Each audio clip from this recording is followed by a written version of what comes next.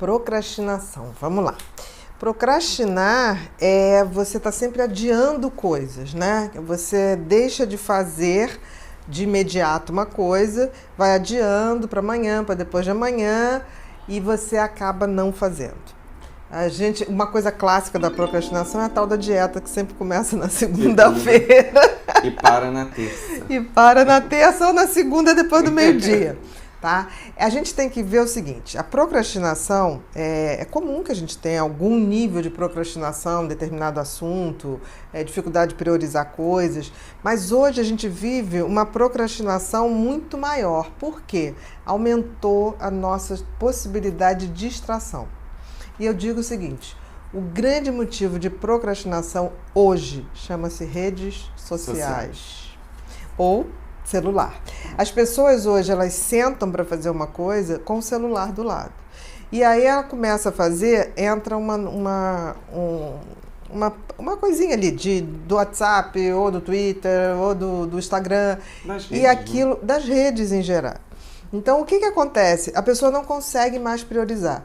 E é uma coisa inacreditável o sumidouro de tempo que é a rede social. Porque você fala assim, vou ficar 15 minutos, passam-se 3 horas. E você está ali perdido. E você está perdido. É o Por sono quê? da Cinderela. Porque você abre milhões de possibilidades. Você começa a entrar na vida de daqui a pouco, uma coisa dá um link para outra coisa, para outra coisa, para outra coisa, que você acaba esquecendo até o que você foi fazer. Né? Você vai dar um Google para procurar não sei o quê. Entra uma mensagem, quando você vai ver, você esqueceu do que você estava realmente procurando. E é interessante, Bia, porque procrastinação é uma coisa que eu gosto muito de falar, porque a gente tem aquele nosso teste de personalidade que a gente faz lá na clínica, né? E é interessante, e você vai poder falar melhor sobre isso, que assim, existe um gráfico quando eu faço. Então, é nítido quando aparece que a pessoa tem um nível alto de procrastinação, eu também percebo que ela está com um nível alto de ansiedade. E aí eu sempre converso com eles sobre a seguinte coisa. É lógico que a sua ansiedade vai estar aumentando. Por quê? Porque você está deixando muito para cima da hora as coisas. E aí você entra numa crise de ansiedade, não uma crise, mas você aumenta a sua ansiedade. No estado de ansiedade, porque alerta, você sabe que você não está dando conta do que você tem que fazer. Eu costumo dizer o seguinte, outra coisa também, eu acho que todo mundo hoje vive essa coisa do excesso de estímulo, fazendo você se desvirtuar do que tem que e deve ser feito. Uma personalidade, o TDAH, também tende muito a isso. Por quê? Porque, independente das redes sociais, ele tende a pensar 10 mil coisas ao mesmo tempo. Quer dizer, ele reproduz na cabeça o que a rede que faz, de te levando para várias coisas ao mesmo tempo. Agora, você imagina um TDAH nas redes sociais. Coitado, é 10-0 para a rede.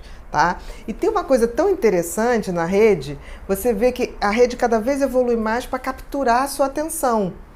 Antigamente você tinha uma questão que não tinha o tal do story, né? Por que o story foi colocado? Porque o story vai sair do ar, então cria-se a urgência de você ver.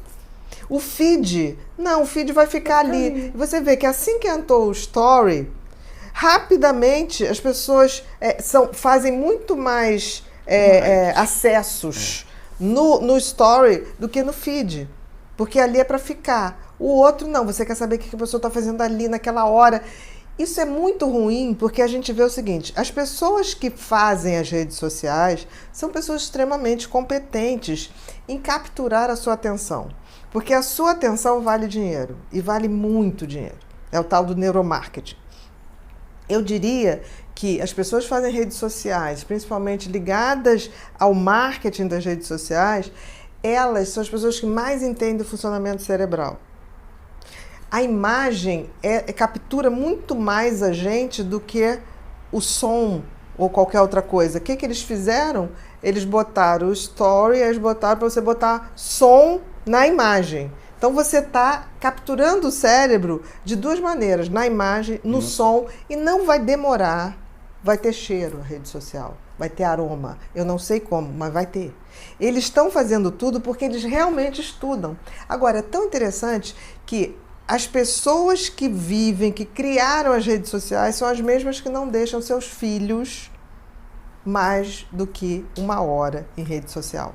Então, significa que eles têm noção exata do tamanho da captura que isso pode ser, do tamanho da procrastinação que isso pode levar. Então, eu sempre digo, se a gente não tiver conhecimento suficiente, a gente vai ser capturado por isso e a gente só vai ver o lado ruim da coisa.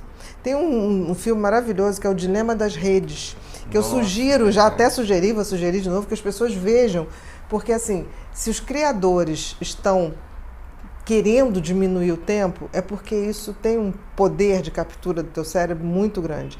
E aí é uma captura que faz com que você deixe de ter o controle do seu cérebro, né? O cérebro é uma máquina que a gente tem que conduzir. Nós não somos nosso cérebro. Nós somos o diretor, o roteirista de tudo que o cérebro vai viver.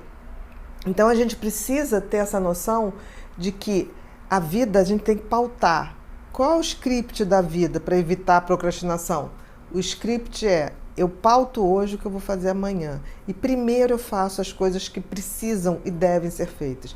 Depois, sim, que eu vou me divertir ou eu vou para a rede. Então, assim, não deixem nunca de fazer. Eu, quando estou escrevendo, eu levanto, tomo banho, tomo café, celular desligado, e eu vou de 7 da manhã às 3 da tarde, sem contato, direto.